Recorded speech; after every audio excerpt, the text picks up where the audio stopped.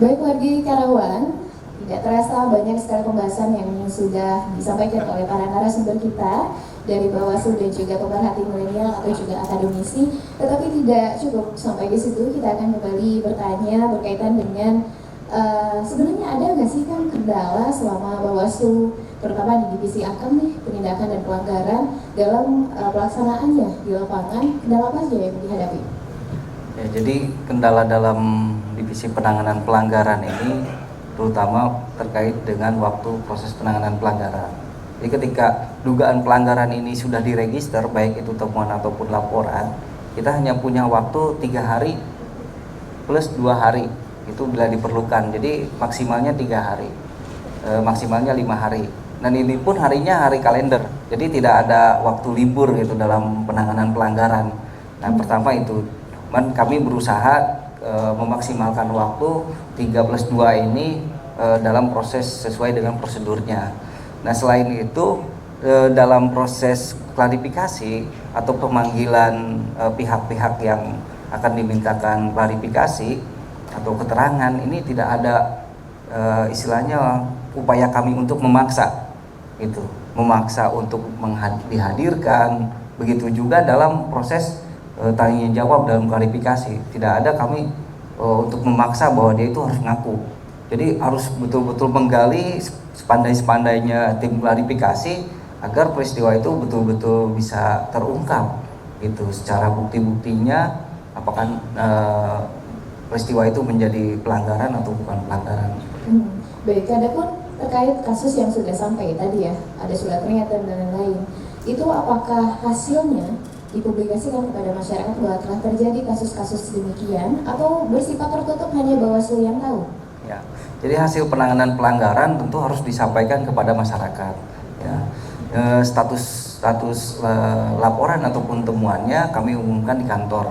Kemudian dibuatkan rilis untuk dipublikasi ke web Bawaslu Karawang, juga rekan-rekan media yang terhubung di Bawaslu Karawang itu juga disiapkan rilisnya untuk dipublikasi penanganan pelanggaran yang sedang dilakukan prosesnya, penanganan pelanggaran yang sudah hasilnya seperti apa, itu dipublikasi ke publik, masyarakat. Oke, jadi lebih transparan ya kepada publik. Kemudian dari tokoh atau pemerhati milenial berkaitan dengan tadi kasus yang di-up atau dipublikasikan, kembali lagi kepada generasi milenial, kita tidak bisa memukul rata, tetapi masih banyak di antara kita yang budaya literasinya tadi masih kurang.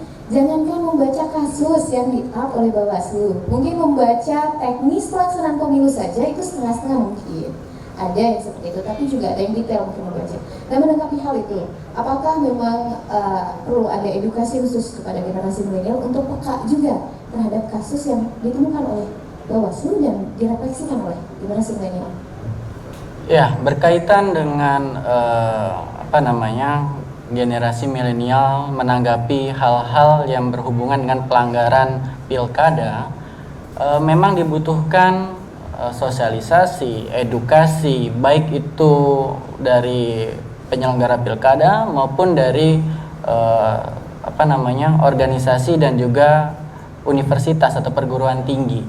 Tujuannya adalah untuk memberikan pemahaman terhadap generasi milenial agar tidak memandang sesuatunya secara instan, hanya menunggu hasil apa yang ada di media. Biasanya kan apa yang disampaikan media juga itu kan masih asumsi dan dugaan, belum sepenuhnya terbukti dan lain sebagainya. Tetapi seringkali generasi milenial hanya menerima secara instan, oh ini ternyata dia salah, padahal itu masih proses biasanya.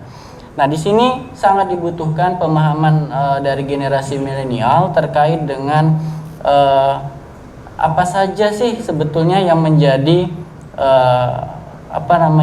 pentingnya membaca, pentingnya literasi, pentingnya wawasan dalam menghadapi atau penyelenggaraan pilkada ini. Jangan sampai tadi misinformasi menyebabkan kerugian, atau karena kan hoax sendiri juga itu nanti ada pidananya dan lain sebagainya. Itu sangat berbahaya. Sebagai generasi milenial kita harus hati-hati, cermat, dan juga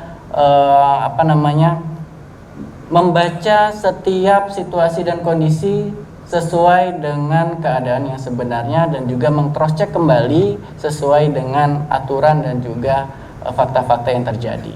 Oke, poin penting, judgement secara sepihak oleh generasi milenial terhadap konten yang dibaca juga tidak baik ketika diaplikasikan dalam kehidupan sehari-hari. Berikutnya kita akan kembali mendengar pandangan atau suara dari milenial. Silakan jika ada yang ingin bertanya pada kesempatan kali ini. Ada yang ingin mengajukan pertanyaan? Oke, apakah ada yang ingin mengajukan pertanyaan? Jika tidak ada, kita akan lanjut kepada pembahasan berikutnya berkaitan dengan tadi kendala sudah disampaikan, kemudian juga teknis secara detail sudah disampaikan. Apa sih sebenarnya harapan dari Kang Roni selaku perwakilan dari Bawaslu untuk pemilihan 9 Desember mendatang dan prosesnya selama tentunya masih ada 1,5 bulan menuju 9 Desember? Ya, jadi sebetulnya Bawaslu sendiri sangat respect terhadap generasi milenial. Di pemilu 2019 kita adakan SKPP, Sekolah Kader Pengawasan Partisipatif gitu. Nah, ini kami sediakan kuota itu 100 orang, tapi yang daftar itu cuma 90 orang. Yang lulus seleksi itu hanya 80 orang dan lulus selama pelatihannya itu hanya 78 orang kalau nggak salah. Jadi menyusut gitu. Nah, sekarang memang karena pandemi itu tidak bisa dilakukan secara tatap muka. Akhirnya dilakukan secara online, SKPP daring gitu. Yang daftar memang awalnya banyak, ada sampai 150 lebih. Semakin sini ada seleksi kan harus semacam pretest gitu kan semacamnya. Terus yang dari penyusutan itu akhirnya yang lulus itu hanya cuma 54 gitu. Yang aktif itu cuma 38 gitu. Sangat menyusut gitu.